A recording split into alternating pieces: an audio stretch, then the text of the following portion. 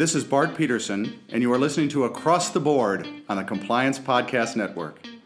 Hello, everyone. This is Tom Fox, and I would like to welcome you to Across the Board, the podcast that focuses on boards of directors, corporate governance, and management of strategic risks. Today, I have with me Andrea Bonini-Blanc.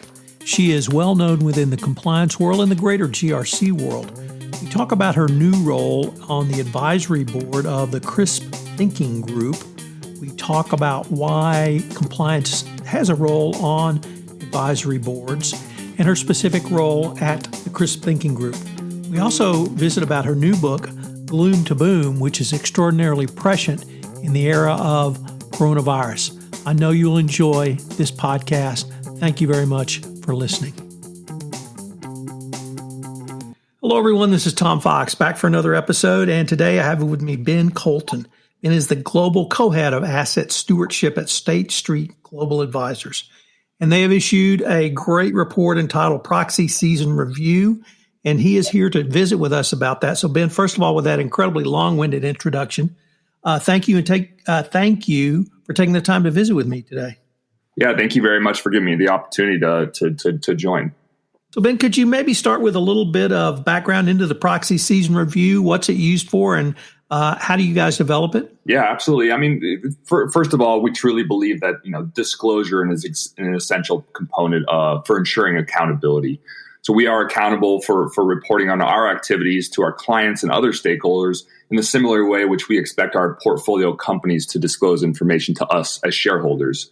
The Proxy Season Review is really used to demonstrate the impact of our stewardship activities, and it focuses particularly on the 2020 proxy voting season, in which we just endured. So in the report, you'll find information about our voting activities, insights from our engagement with portfolio companies. This is usually in the context of our thematic and sector priorities. And we'll also touch a little bit on ESG-related trends as well. So in tandem with this report, we also published our inaugural annual, the first annual climate stewardship review. So as we continue to consider financially material risks from a climate perspective, we're committed to providing additional transparency into how we're approaching issues related to climate change. So the climate stewardship report is really intended to be an integral part of our reporting cycles, and we intend to do this on an annual basis going forward. So that's another interesting report that the listeners can refer to. And SSGA has been working with companies since at least March on issues related to stewardship engagement. And I was wondering if you could review some of the key points either you raised or SSGA found. Yeah, so in early April, we wrote a letter to companies expressing that as long-term shareholders, we're really committed to standing behind our investee companies. So we knew that in light of COVID-19, that the priorities in the boardroom had shifted, and we wanted to understand how companies were navigating these short-term challenges created by the crisis, but also ensuring that it wasn't at the expense of long-term prospects, because we focus on long-term issues from an ESG perspective, and we want to understand how companies are balancing the short-term considerations and the long-term considerations. So striking an appropriate balance is absolutely paramount for us. Front and center in these discussions have been obviously capital allocation, financial stability, and liquidity. Companies needed to survive the crisis, but also systemic risk management. And this wasn't just from a financial perspective. This is also systemic risk management from a non-financial perspective as well. We'll touch on that a little bit later and when we think about systemic risks more generally. Also business continuity and resilience. We saw that companies that already had a framework for thinking about business continuity had plans in place, although they're very different in practice with the pandemic than they were for example, having a remote working location that wasn't necessarily the business continuity plan that was enacted during the pandemic, but boards that were thinking about these issues were much more proactive at developing game plans in light of the pandemic and articulating that to shareholders, where companies that didn't necessarily have that as part of the regular discussion were really caught flat-footed. So succession planning was also something that we touched on more deeply. It's something that we've been engaging with on a regular basis, but the pandemic has highlighted that our company is really equipped to deal with multiple absences and many different levels of the organization. So that also was something that came to light. Another thing, but very first and foremost, social issues have risen to the top of the agenda. And I have not been in an engagement with a company or a chairman or a director that has said that social issues aren't something that they think about at the board level, because absolutely every board is thinking about social issues. They're thinking about human capital management. They're thinking about their approach to not only their workers but also stakeholders more generally. So health and safety issues, for example, diversity inclusion issues. We're interested to see how the companies, how they're adjusting their approaches toward human capital management and how those will affect changes in employee engagement in the future as well. For example, how are companies thinking about corporate culture in a work from home environment? How are they perpetuating the culture? How are they onboarding employees? These are the issues that we really were interested in talking with boards about. Ben, did you find that, particularly around human capital management, that companies were either suited or well suited to pivot on the risks as they change? You mentioned working from home and succession planning as two of those risks, but were companies really able to think through that on a very quick basis? Yeah, it depended by companies. We thought that there were some companies that had a really robust approach to human capital management and pivoting. There's some that were a little bit more slower to react. So certainly we did see a difference between the companies which we were engaging with.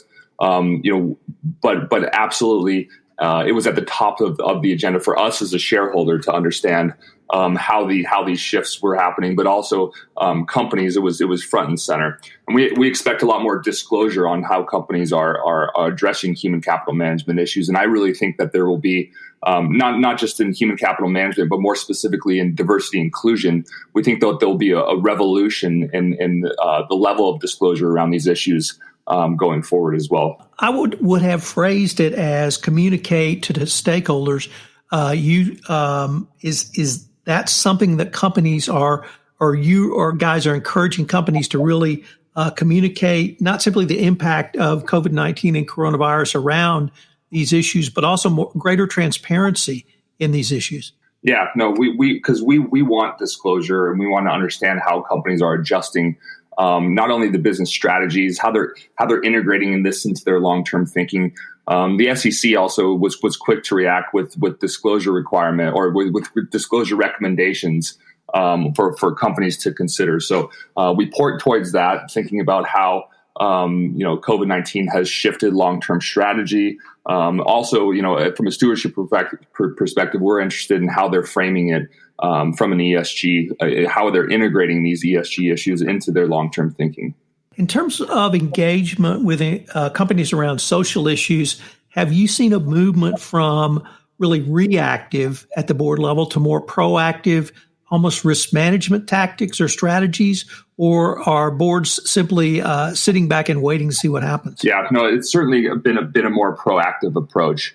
So companies are, and also not thinking about this from a risk management perspective, but also thinking about this from an opportunistic perspective. How can we refine our approaches to human capital management and social issues? How do we pivot our strategy if necessary to capitalize on new opportunities, for example, or how do we mitigate against the risks specifically that the pandemic have highlighted? So we've really seen an acceleration as well in trends that were already in place. A lot of these trends towards digitization or social media, for example, in terms of them from an advertising perspective, talking about more progressive work from home environment or work from home situations or different approaches to human capital management. We've seen that the pandemic has really accelerated those trends, and companies are taking a proactive approach to integrating them into their practices and across their organizations. And one of my observations about the age of coronavirus and the pandemic has been exactly what you just said,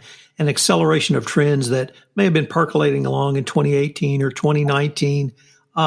Is it surprising to see a board level, really the top level of oversight of a company, be able to deal with that type of exponentially increased change? Yeah, what we expect from boards is to be able to oversee material risks to the business.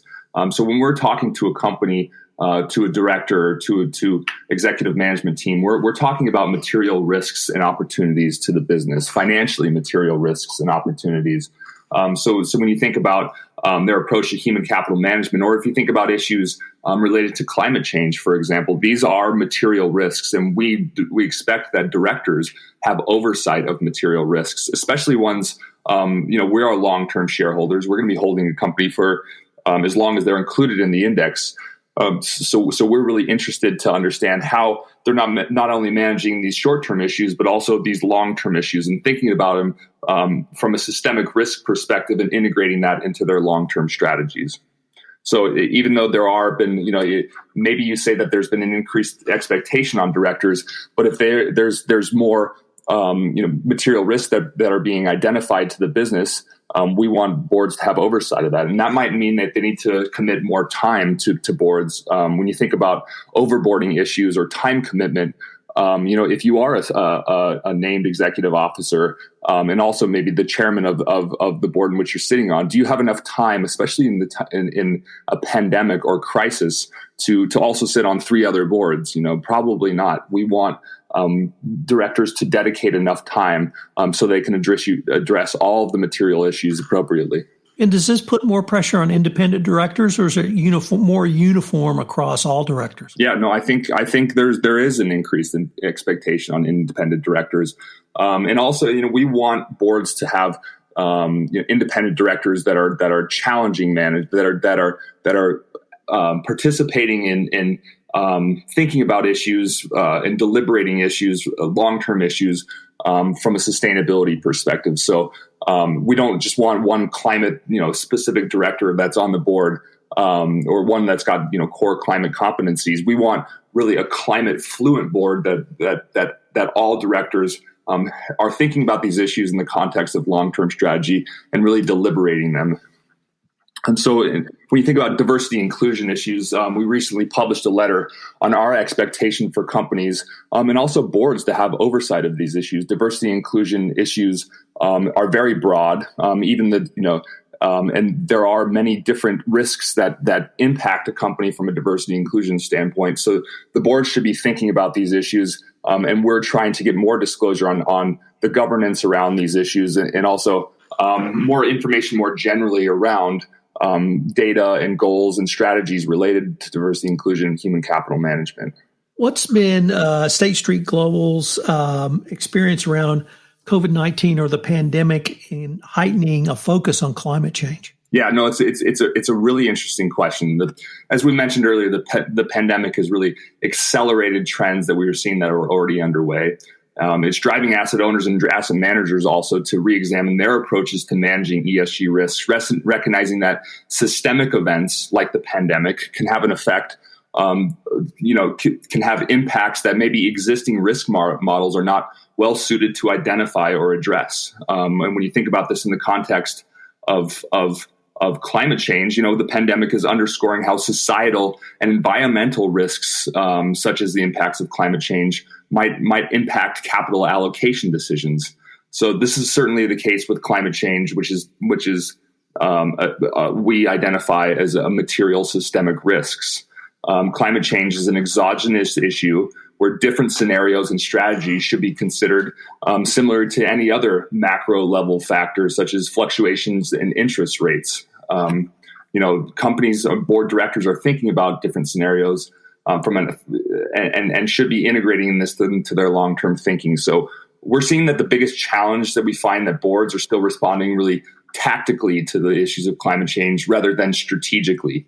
Investors are viewing this issue as it needs to be addressed in a long-term strategic matter, where boards often see climate change as an operational risk that needs to be mitigated against.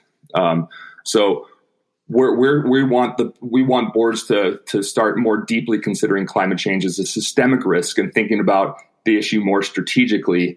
And we're hoping that this thinking develops in the next 5 years, especially now that the pandemic has highlighted that societal risks can be very systemic in nature and impact the business very materially. I talked to a lot of operational people, and they have changed their thinking from sort of disaster recovery to business continuity to business as usual. Does that type of thinking work on the board as well? Can the board pivot to we have a new set of risks that we hadn't considered, and we have to have the flexibility to not only assess but then manage those risks going forward, even if we don't know what they are today? Yeah, I think the board should start with a discussion on what are, determine what are the financially material risks, not only from a traditional financial perspective, but also thinking about ESG issues.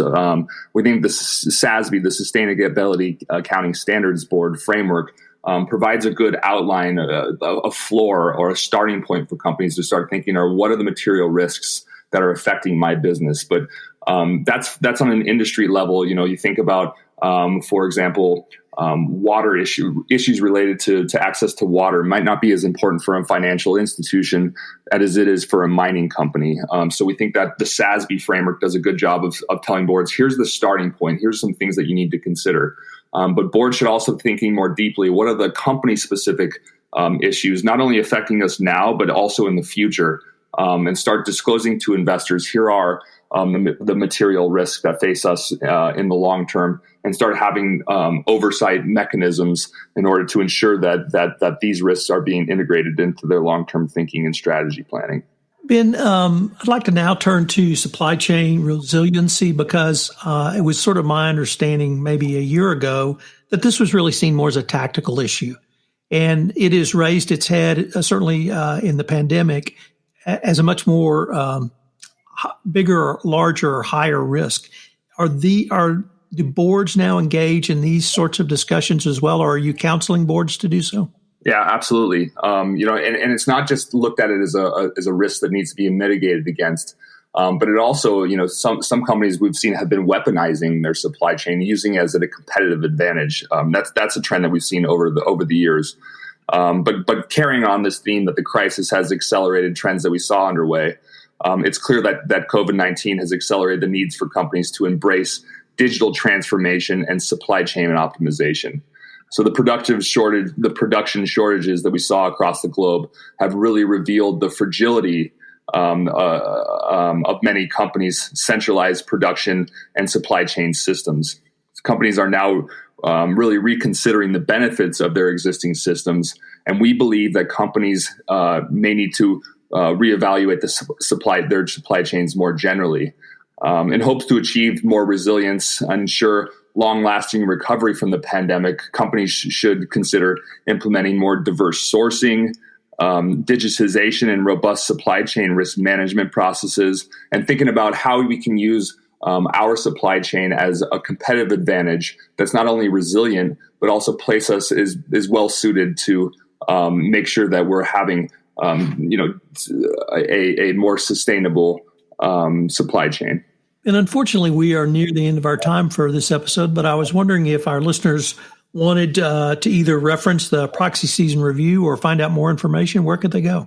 Yeah, so listeners can access our asset stewardship page on our website at SSGA.com. And not only they're going to be able to find, the Proxy Season Review, the climate report, which I mentioned, but they're also going to see our thought leadership around many of these important issues and our guidance to boards. They're also going to see our voting guidelines and how we hold directors accountable for thinking about these issues as well. And if I can just give a shameless plug for this resource that Ben just articulated, there is great thought leadership on that site. And it's not simply, and one of the reasons I love talking to you guys is you really are thought leaders in this field, but it helps companies as well think through these issues by you guys putting out this information. So I wanted to just thank you again for that, Ben. Wonderful. I really appreciate your time and the invitation to join you today. This is Tom Fox again. Thank you for listening to this episode of Across the Board.